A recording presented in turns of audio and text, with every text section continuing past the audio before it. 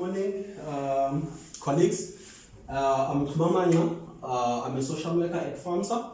I have Unomkita Tome, a social worker from FAMSA, and also Unom Samchungu, a social worker from FAMSA. I have Unwazi, Miss Nwazi, a social worker from social development. And also I have Mr. Spozo, a social worker from social development. Welcome, guys. Today we'll be discussing the matters of GBV, that is gender-based violence. As we know that in our country, we're facing a problem of gender-based violence. I want us guys to discuss about this issue that we are facing as a country. I want to hear from you, what is it? What is gender-based violence? For someone that who does not know what is gender-based violence, anyone can we discuss it? What is it? Right. First of all, I want to be, very appreciative to say thank you for inviting us to this session and to have a chance to finally talk about this GBV issue, because I feel like it's been a topic that has been neglected for a very long time. Well, I don't know how to define it, but I will try, because I do believe that we can have so many definitions around it.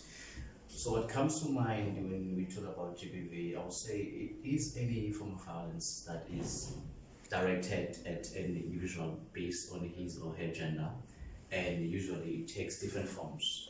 It can come in the form of emotional abuse, it can be financial abuse, it can be psychological abuse. I think that's it. Okay, thank you very much, Mr. Spozo. That's it. Any form of violence that is directed to a person on the basis of gender. Yeah. I believe that Mr. Spozo got it right. Anyone who wants to add something? Anyone, guys, that want to add? Okay. Anyway, Mr. Spozo already nailed it. We can move forward, guys. We can move to the question, which I believe is the main question. What are the causes? If we can find out the causes of GBV, I believe we can be able to fight it. What are the main causes? What are the root cause of gender-based violence?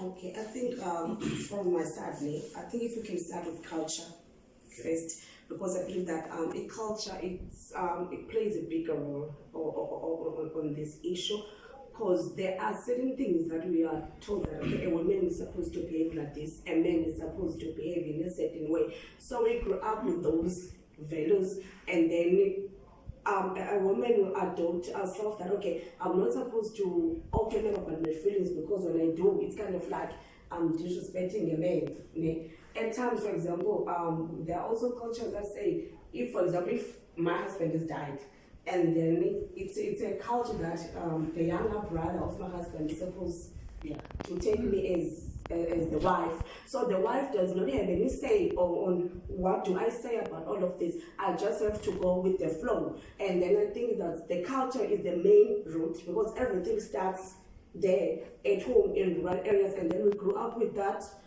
perception that a woman is supposed to behave like this, a man is supposed to behave like this, and the man is the head of the family. It doesn't matter whether he behaves abnormally, but the head is the head. I cannot have a say as a woman. I think now the main root starts with the culture, and all other forms just comes other stuff, but the root, the culture. And on that note, that you just mentioned that it starts with the culture and while growing up. Because if you take boys and girls now, how they have been treated. Nowadays they're treated differently. A boy is treated different from a girl. A boy is not supposed to do some house chores. There are chores that are specific for girls. Then a boy is supposed to sit there. So it starts there.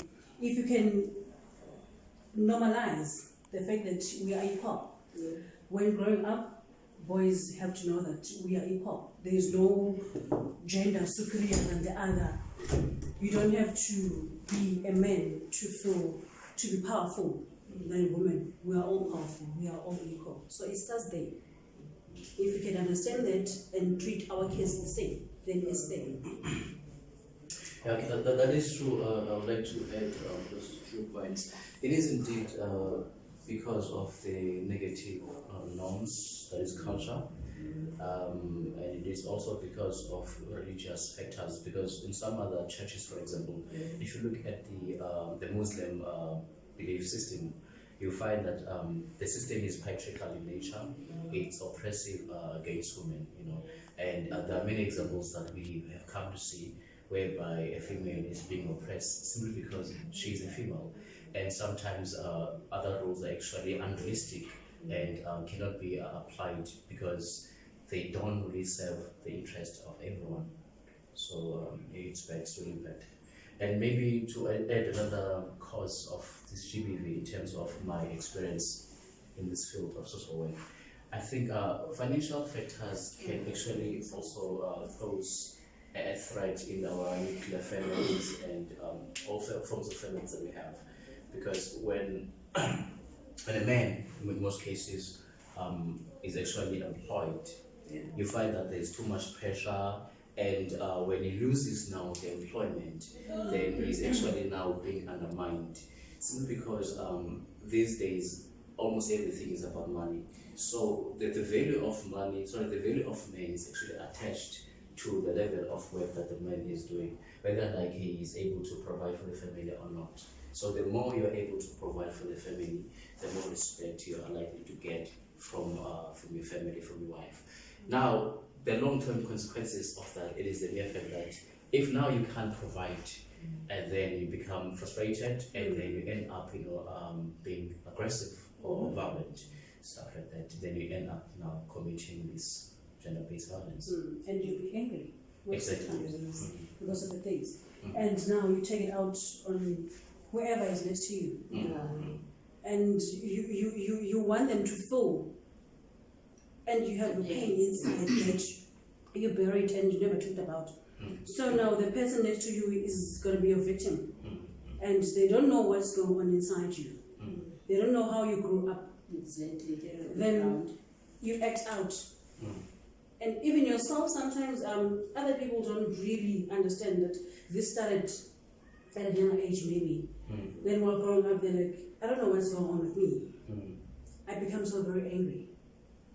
Then when you try and understand this is not the cause. What they are fighting about now is not really the cause of the anger.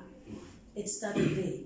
But now because this partner is here now, and I can vent out my anger to the partner.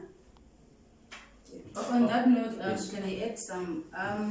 You just mentioned that it takes a person back to the background. Maybe you experienced that abuse as a kid. True. Now you grew up angry, not knowing how to handle the other person. So now you're trying to be in control, not knowing that you are hurting the other person. So Yeah. And if people can understand that no matter how you grew up or your background is, it doesn't determine or define your future. If you can differentiate that, then there will be lesser and lesser chances of you abusing the next person or being violent to the next person. It's just that now people cannot really differentiate from the two.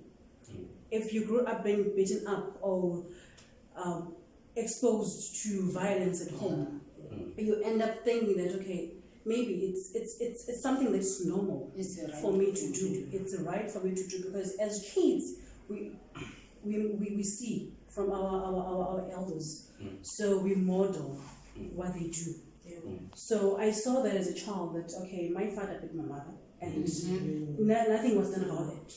So it is normal for me to do it now. Exactly. Yes. If that can be dealt with, and people can understand that even if you grew up this way, it doesn't mean you have to be that way. You can change the pattern. Yeah. break the cycle. So if we can get that. In fact, like, I wanted to say the same thing, but we actually summed up that in most cases, people commit gender-based violence because they've been exposed to continuous violence that has been committed against the other partner.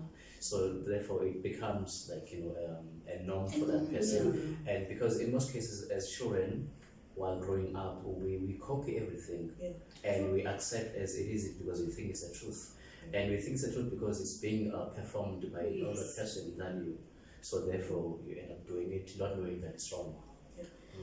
And also, just to add on that, is that even the values that we taught at home, remember, at times I would experience this certain abuse. But as a female, maybe when I'm going to my mother to open up, okay, you know what, there is this kind of thing that is happening, definitely our mothers will tell us that, okay, even us, we were abused as you are. It's the thing. It's like for them it's like it's the normal thing. And then I'll grow up with the thing, okay, it's normal, it's gonna pass. Even my mom went through the same thing. So it means it's normal for a husband or a man to treat a woman like this. Meaning that even the norms, the values are being taught at home, they also contribute. Like, okay, it is normal, it's gonna pass. Even my mom went through this, so this is a good thing. There's nothing wrong with this. I think also that's what I'm saying. Even the values, they play a bigger role. That's what I'm saying. It should start at home. It should, because everything starts at home. Even if you're experiencing that as a kid, it happened at home. And the values you are taught, like they're kind of like making us to stay in that zone. You can't get up because this is a life thing. It happens. It is like this, accept and then move on. Yeah. I want to second norms from that point of cultural beliefs and attitudes. In our societies, we tend to normalize this behavior. We tend to say, for example, a boy child supposed to be superior than a girl child. The girl child supposed to be inferior. You're supposed to be submissive. So that is a problem to our society. For instance, this thing of feminism and masculinity. For example, a girl is associated with weakness, that is feminism, and a boy is associated with being strong and bold. That's where the problem is. If we can be able to treat them equally, I think that's where we can be able to fight GBV. That's where we can be able to stop it. If we can be able to give them, for example, to give them same chores at home. You see, so I think that's where we can be able to fight this gender-based violence. I think also to add another thing, you see this thing at home, the role of a person. If I'm a firstborn and I'm a man, that person will dominate. It does, and I think will dominate. Then I think really if the parents can treat us equally. It doesn't matter you're a firstborn and then you're a man and then you're supposed to be treated different. If you can notice at home, the firstborn, if it's a man, will give the comments like, this is my home, I'm gonna rule one day. So you grow up not feeling comfortable home because there is this firstborn who's busy acting like he's the superior. So really, if even the parents can try by all means to equalize the kids. You just reminded me another thing when you said about the inequality in terms of how kids are being treated by the same parents. There's this fashion which is more like a joke now. We laugh about on Facebook, on WhatsApp. The issue of the breadwinner. The breadwinner will come and take a remote and like switch off a TV that you guys are busy watching. And when you ask them why you're doing that, they'll be like, guys, my TV is tired. It has to rest. So sometimes when a person is actually the provider, there's a tendency among poor families in most cases of actually according all the respect to that particular individual. And sometimes you find that individual, himself or herself, doesn't really have, a good way of interacting with people. And then he is the one that ends up misusing that power, the fact that he's able or she's able to provide. So then it goes back to the economic reasons. So it can be an economic factor. And to add on that financial factor, maybe someone else does not have enough money to go to the lawyers in order to maybe to lay charges, you see, on financial factor. It is another problem that we are facing. And also to come back from that thing of masculinity and feminism, if you notice from our societies, it is okay for a boy child to have several partners. Exactly. And for a gay child, but for a gay child, you will be given names. You see, that mean that we are not being treated equally. So it's another thing that we need to work on our societies. Yes. And who made it okay for guys to have multiple partners? So it's not okay for a girl. Like, Is these negative norms? Yes. Yes. This issue we need to put it into consideration. Sorry, before you conclude that, just a conclusion point at this point, this thing before we move to the next thing. I think maybe we can also bring our Department of Justice, into the whole room, because I feel like they also are failing on their own side. Because if you look at the justice system, you feel like it's very slow. If it's handling a certain case of an abuse, it's very slow, so much that the person who's actually a victim feels like there's no justice that is being done, for her or for him, so much that because of he or she has lost faith in the system itself, then he ends up a perpetrator. So sometimes we have a theory or a situation of a victim that is becoming the perpetrator of a crime. So I think we can say it's a justice system factor or reason or cause.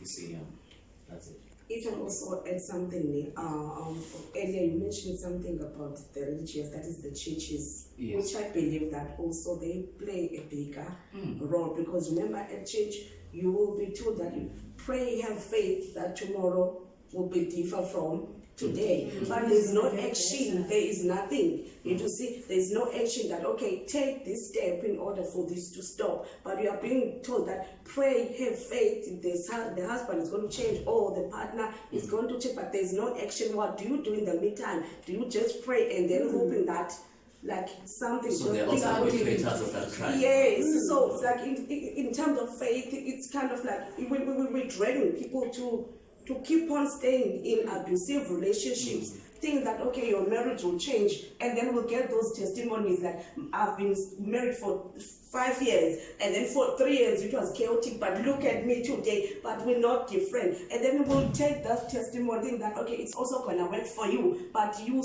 busy staying there and you're getting damaged emotionally and everything. So I think even at churches, there's a big role that they must play. I'm not saying they must put aside the faith and whatever, but also people need to know that, okay, this thing is happening and we need to take a stand. Faith and praying alone won't make a difference, but you having to take a step to take ownership of your own life could also make a contribution on changing the world.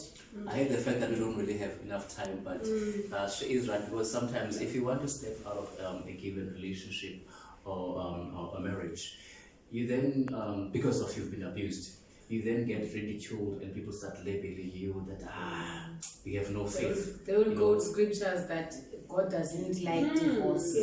And those scriptures will actually blackmail you and force you exactly. somehow emotionally, psychologically to endure this destructive relationship or marriage while you are suffering and while your children are also suffering. They are being exposed, and eventually they end up actually committing this to their own partners. So then it becomes a cycle, a vicious cycle. Because to them it will be normal. Exactly. For a woman to be beaten, it's a normal thing. We've seen this. You've seen this. Okay, guys, thank you. We can move on to the gender-based violence on the intimate partner. It's something that is happening in South Africa, so we need to focus on it. What are the causes of it, guys? What is it? You know, there's something with that I don't get exactly, because you find out that the females have a tendency of thinking that a man who does not beat you does not love you. So for a man to express the love he has for you is supposed to be. And I'm wondering where is that coming from? Because women has that ideology that if someone loves me, when he beats me, it shows that okay, this person really loves me even more. That's not like an issue of self-esteem, a low self-esteem, because when a person that loves you does not have to, lift up his head. Yeah. He must express his affection, his love for you in other ways which are positive, Why ways which are love has to be constructive. painful? Yeah. Exactly. You don't have to instill pain to show love. So, And in most cases, earlier on, Mr. Sibozo had mentioned that the fact that maybe one loses a job. So if your partners now, and let's say maybe the male partner loses a job, so only the female now is working. Now look at ego. Guys have ego. exactly. By nature. Pride. So they won't go and beg or ask the female partner. Now I'm going to be angry that I don't have a job. I have to ask you for this and that. Now, when you tell me, you state your reasons of not giving me what I want now, I become angry and I cannot provide as I used to, then I'm angry now. You're not giving me, whereas I was working and I used to give you. Now it's your turn that you're working and I'm asking you for money now and not be able to help me. That changes now. You're blaming me. You're getting angry for the situation you're in, that you're not having a job now. Then you're blaming me that I cannot help you now. It changes everything. Mr. Tumasori Shepesin, as I have said this before at the beginning of our talk, I said to you, I'm very happy that you are talking about this topic because I feel like it's been neglected, Yeah, for a very long time. Yeah. Yes. Yeah. So for some reason, I think I am going to steal your time. I just remember one thing, during this period of COVID-19 that we're experiencing, as the universe, I've come to realize that most people have come to lose jobs, which means now they're forced to be at home. And I've picked up that those people that usually will be at work when things or when circumstances were normal, now they are forced to be at home. And we must remember this thing that sometimes home is not a safe place for other people. Yes. You see, so when people are actually in one place and there's no source of income, they get frustrated. And if you're frustrated, then you tend to act out of character. You become angry and aggressive, and then you start beating up people. And secondly, because of these movement restrictions that were imposed by our government, and obviously he had no choice, other people were not able to actually access healthcare services because of this. So yeah, it's been bad. It's been bad, and a very big contributor to Rural areas, this maybe the other husband was providing everything, and then it comes to a point that the husband maybe dies. You can see how embarrassing and shameful the wife becomes. Like you start begging from the neighbors and all of that. So really, when you say we're depending on men too much. Yeah, that's why I strongly believe that as women, we need to stand up for ourselves. We need to stop depending on men, because that's where this whole problem starts from. On that point, sorry, Krista, on that point of violence on intimate partner, there's a thing that I say, he loves me. He beat me today, and was sorry in the morning. Yeah. So, okay, shame, man. He's sorry. Then I start warming up again. Then I forgave him, thinking that things are going to be okay. Then he makes up for the beating. Showing me with gifts, taking me out and all that. I forget about why he beat me and how he beat me. Then it starts again. Tension starts again. So it's just a cycle that it needs someone to stand up and break it, because we allow it. I say, okay, no, he didn't mean to. I made him angry. I said things that made him angry. If I did this in a certain way, maybe he wouldn't get angry. If I didn't say this way, he wouldn't get angry. So it's my fault. When it's not your fault, if you can break that part of blaming ourselves for someone else's actions.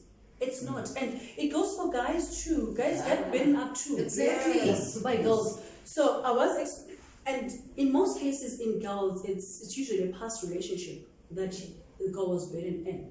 Now I meet you, and you're this sweet, humble guy. You don't beat me. Now I'm used to that when someone is angry, so the language they speak is aggressive, it's anger, it's beating. Now I get you, you're sweet, even when I'm angry, when you're angry, you're calm. Then now that I know that it's how it's dealt with. When you're angry, you have to beat. So I'm the woman, I'm going to beat you now. Because it's what I know. That's the language. Yes, that's the language I understand. That when I'm angry, I bet. So even guys, victims as well, and they go unreported. GBV is also subjected to men. Do you believe that? Yes. It's also subjected to men. And when that particular man go to police station and they laughed at him. That's need to stop. That's need to stop. Exactly what Madi was saying, that in terms of money, if a man provides, then he takes that dominant position. Same as women. Have you recognize how we treat our husbands and partners? If I'm the one now who comes with someone and more, yes, then this man now has to submit. So it's vice versa. It's vice versa, and it's becoming more for the men now, but in a silent way, because they're not talking. Yes, and then they become a joke if they go and report. And if it can change, as you said, the justice system has to change. It really, it's not doing any justice for anyone. I say, Okay, guys. Okay, let's move forward, guys. Can we advise maybe what behavior can men adopt in order to stop GBV? Also, women. What behavior maybe they can adopt? Okay. Can I go first? Yeah, can you go first? Ladies first. Yes, please. I think they should communicate better. Especially if you are in a relationship.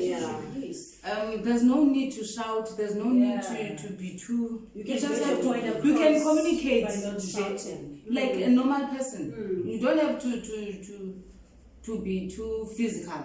You can just communicate that A, B, C, I'm not happy with it. Even if I won't like it because you don't like to be corrected, that's me. But then at least I would note that, okay, I mustn't do this, I must behave in a different way. Like you treat a person the way you want to be treated. If they can do that, think first before you say. Put yourself in the shoes. Exactly. Put yourself in the shoes. You see, before you act, before you say anything, just think.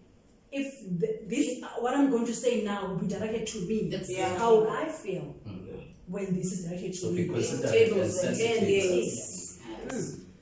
And take note of how you communicate, because the time we complain that the men don't hear. But the question is, how do you communicate? Do you communicate when you're angry? Because if both of us are angry, we won't get anything. How do I communicate? Positive communication. Don't just say, I told him. How did you? How? Yes. On that point, Nomsa, on communication, we have two types of communication. That is that is assertive communication and aggressive communication. We tend to use aggressive communication, which is wrong. It is very, very important the way you communicate with your partner. Yes. Over to you, Mr. Sport. Okay, yes. This is very interesting. Age but time is an enemy. Education will play a very big role, and so many sectors, in fact, are already doing the job. We have FAMSA, they're dealing with clients at macro level, whereby they are engaging individuals on how to improve effective communication patterns between partners. And hopefully the partners, when they go home, when they get there, they're going to teach the children, and the children will actually emulate those skills of communicating. And we, from home, micro setting, we can actually talk to schools. Schools, can you please involve communication skills at your syllabuses? Can you please teach our children about gender-based violence, the ins and outs, the nuts and bolts, stuff like that. We also have, apart from FAMSA, we have the likes of neighbor NGOs. We have the Department of Women and Gender Studies. They deal with the issues of women and gender. Support center. Exactly. We have Sisonge or Songe Justice. Yes. And we have the Department of Social Development, and that is also doing its own part in actually trying to address the scourge of violence. There are so many things we can do. We can actually ask those women who've been indirect and direct victims of the gender violence to come out, speak about this publicly. We can ask our newspapers, the media, to actually report these incidences, unapologetically, because sometimes they're being targeted as bad reporters for reporting good news or what has really happened or occurred. Who else can we use? We can actually run campaigns whereby we engage in communities, about these issues. And someone must know that it's okay to speak out.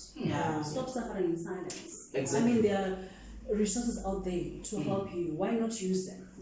Why suffer in silence? And I think I should emphasize more the more importance in the balance between rural areas and urban areas, because more resources are being in programs are implemented in urban, and the rural areas are being left behind. I'm talking this because I'm coming from the rural areas. There are no services exactly, so rural areas are left behind.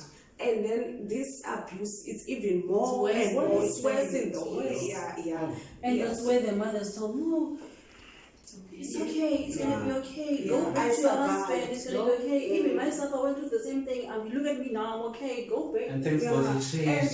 And miracles happen. Yes, and it's gonna be a shame if you come back now. And all of those things. Why you should be ashamed to get out on a situation that is chaotic instead of praising that person that you've done a good thing, but instead you are being told that you're gonna be ashamed and whatever, and you're busy wanting to take that stand. But okay, I'm a wife, I'm still a wife. It's been how many years? But can you say how many years you've been happy? You've married for 7 years. How many years you have been happy in this marriage? And we found that in most cases it was the first 3 years or first 3 months. The whole years in your 10 years of marriage, you've been suffering and during this pain all the years, thinking that it's going to get better, thinking that it's going to change, but nothing changes. It never changes. You have to do something yourself. In order for him to change, the change must start within, with you. Start with you.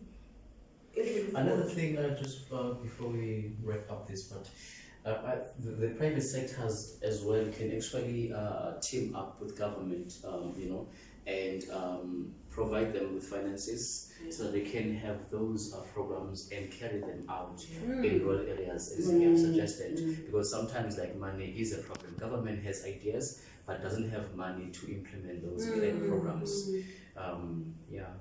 Okay. To answer this question, I personally believe if we can start to that boy child and that girl child and treat them equally, we can be able to stop this gender-based violence. And model the behavior. Yes. The parents model the behavior, because our kids adopt what we do. Yes. Not what we say. Not what we say, what we do. What we do. Yes. Guys, thank you very much. A special thanks goes to the stakeholders. Yeah, thank you very much, guys. Thank you. This discussion was very, very fruitful. Thank you very much. It's been a really touching session. Even though I feel like we have more points to read. contribute. Just that time is energy.